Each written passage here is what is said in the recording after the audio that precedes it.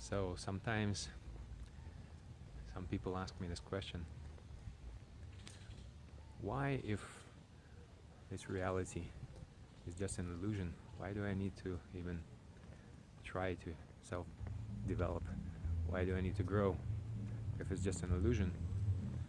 And that's what I tell them.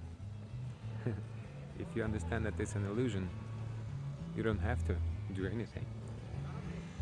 But if you don't understand that it's an illusion, you have to do it. You always have to do where you're at. It depends on your consciousness level. Because as soon as you understand it, you don't have to do anything. You just understand that everything's already happening.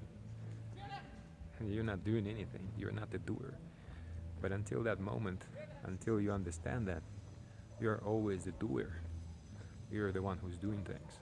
So if you are the one who's doing things here, then you have to do things. So keep doing them. Keep doing them. Keep working.